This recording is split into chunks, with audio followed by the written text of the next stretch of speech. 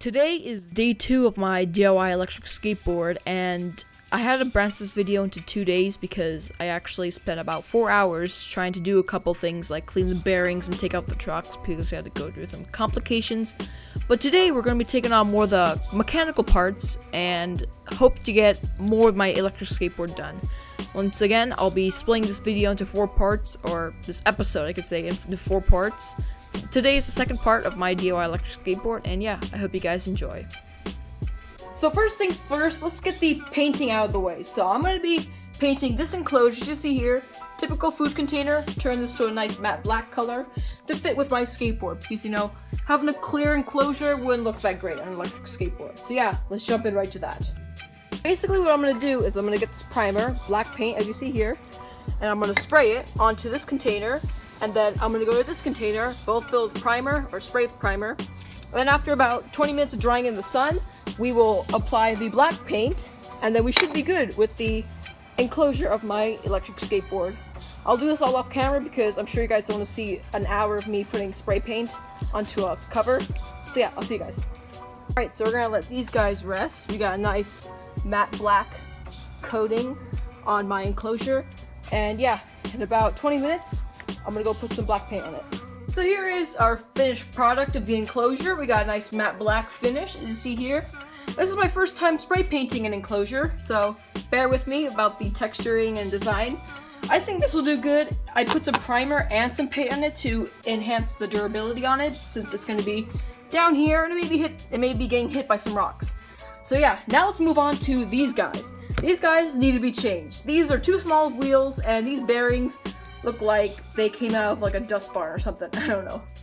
So yeah, let's get right to that. We're also going to be changing these trucks because we need caliber 2 trucks. These trucks are not really caliber 2 trucks. So for the bearings, I actually have this very old penny board I used to have. Look at this guy, it's collecting up all this dust. And you know, these guys have bones red bearings in them, which actually spin for quite a long time. These are only ABEC 7 or 9s. So I'm gonna clean out these guys because look how dirty these things are. Like, geez, this guy's been sitting here for about a year and a half. Let's get these bearings, put them on these wheels, or actually on these wheels, and then we should have some better, maybe a bit better speed and maybe acceleration, but very slightly. After about 2 painful hours, I finally got these bearings out of my skateboard, and the reason why it took me so long is because, guess what? This thing snapped right off. So these bolts on my skateboard were super tight, and it apparently broke this, and I had to go to my garage and find the correct wrench size to get those nuts off. Now we're going to be getting these big wheels, and we're going to be putting it on these trucks. So actually it's getting kind of dark out, so I may need to continue this on 2 videos, so I apologize of how long it's taking me to do this. It's hard to build a skateboard, or electric skateboard. It sounds easy, but it's not, especially if you're building it yourself. So this may take a bit longer to get this video up, but hopefully I can continue this tomorrow. I made some revisions. You can see all these parts I gutted from my old skateboard and my old penny board. You know, since it was so dark out, I couldn't really record it, but I did do some revisions to this. This actually did take me a couple hours because of so many annoying things that happened. What I basically did is I got these inertia trucks, put it on, and got these bigger wheels to slap them on. That's pretty much all I did. And I also applied some spacers down here. It's pretty hard to see, but if you look closely, I can't really focus right now, but there's some spacers down there in order to fit this right wheel, because I want to be attaching a little drive wheel to this wheel. Which is why I need all this leeway, as you see here, for my axle. But for this side, I'm not doing a dual motor setup, so I put some spacers on this wheel to counter this, so it won't be all shaky like this, or that axle. There won't be room here when I'm skateboarding. But yeah, let's continue my DIY setup. Sorry for the 2-day video. So today we're gonna be assembling the motor mount, or at least most of it. And we're going to be putting on the motor. Since I don't have professional camera equipment, I couldn't really record me putting on the motor mount, but I can explain how I did it. Basically what I did is I got this caliber clamp, which is this thick piece right here. I slid that onto my caliber 2 truck, and then I slid my motor mount from DIY electric skateboards and just screw them in with these little notches. Let's see if my camera can focus. Right there. Pretty simple. It took me a little bit to figure it out because, I don't know, I woke up, I just had a little brain fart.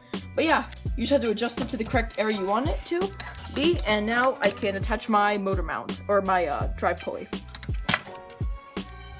I'm actually going to first screw in this caliper clamp, because right now I can basically pull it out right now. There's nothing really closing it in on the clamp to make sure it doesn't slide out this way, away. So I'm going to be screwing in these little screws just like this, and tightening them with my hex key. And yeah, and then after that, we should be going to put it on the motor.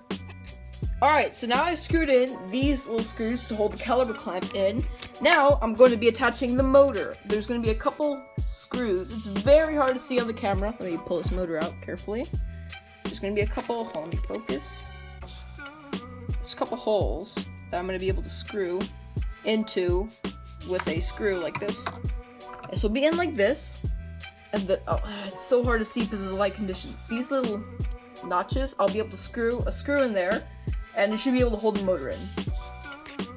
So basically this screw will go right in, right here, and I'll be screwing it in pretty easily. So I have my flash on so you can see a bit better. You see these little bolts? I screwed them into the motor, and now there's a bit of clearance so the motor will be able to spin freely, as you see here. And yeah, the motor's now installed. We have to plug these cables into the desk, and also this cable into the desk. And yeah, we should be able to go. Now, back here, I have to put a screw in, these little guys, just for extra protection, in case some of them slide out. I also would highly recommend to put Loctite onto these screws so they do not screw out after a week or so due to vibrations. For the next part of my build, if you can see these 3 pins on the bottom left of my screen, I'm gonna have to cut a little incision there because this whole vest is wrapped in some kind of plastic film. So I'm gonna do a little incision with my box cutter to open that up to put my transmitter for my controller in there, because there's not gonna really be a way to control my skateboard without a controller. So those little plugs right there are gonna be where I'm gonna be putting in my controller.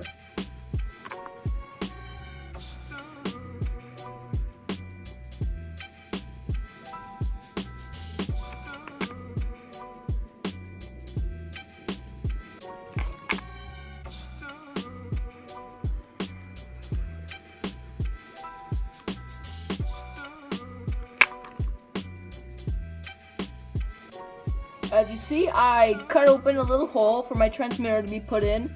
So now I can communicate with my controller once I get my transmitter in the mail.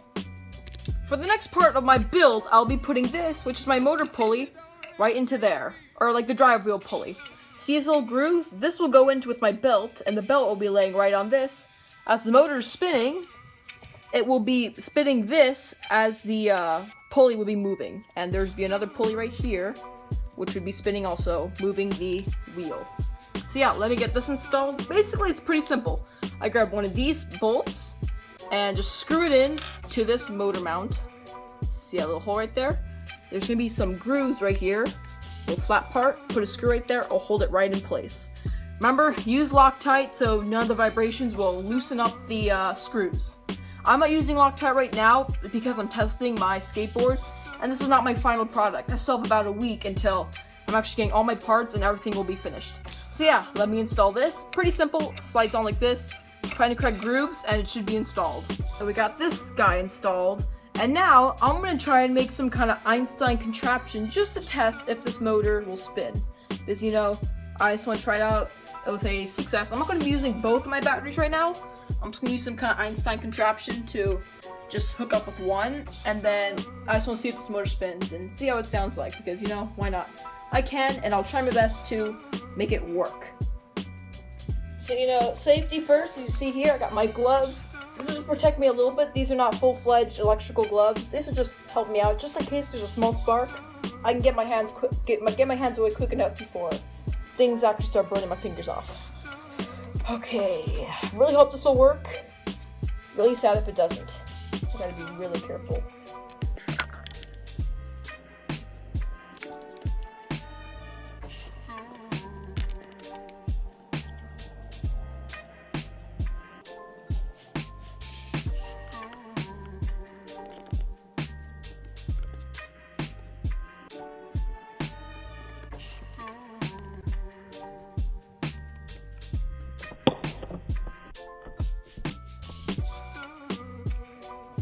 I heard a little spark, which is usual.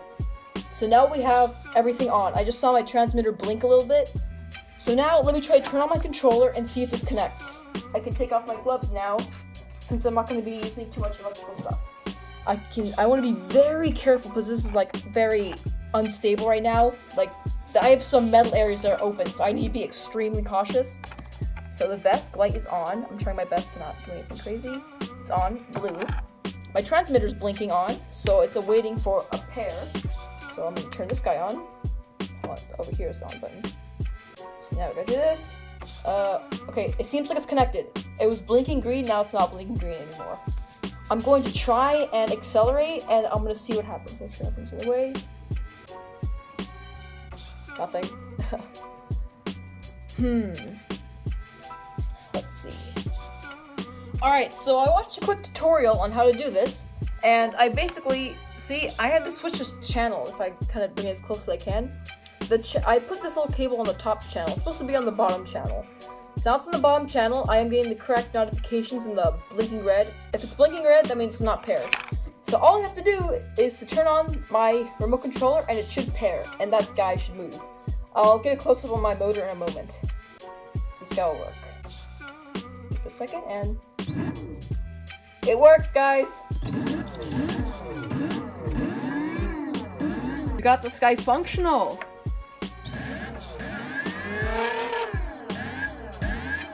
That's amazing! Wow, nice! So right now I only have 6S installed right now, so I have one lipo. I have 2 lipos. Right now I'm only running on 6S, so it's not going at its full speed right now. But yeah, I mean, that's pretty much it for this video. I did so much stuff off camera. I'm so sorry that I was kind of cutting you guys out. Next video, I'll be attaching the GoPro to my head and having a bit longer episode. And you guys will basically see what it's like for me to assemble all this junk and stuff. So yeah, I apologize for this video. It may not be the best informational. Next video, guarantee will be more informational. Next video, I'll most likely have all my parts in, and I'll be officially assembling my system, most likely. So yeah, I hope you guys enjoyed this video. If you liked it, leave a like, and yeah, until next time, I'll see you guys in the next video.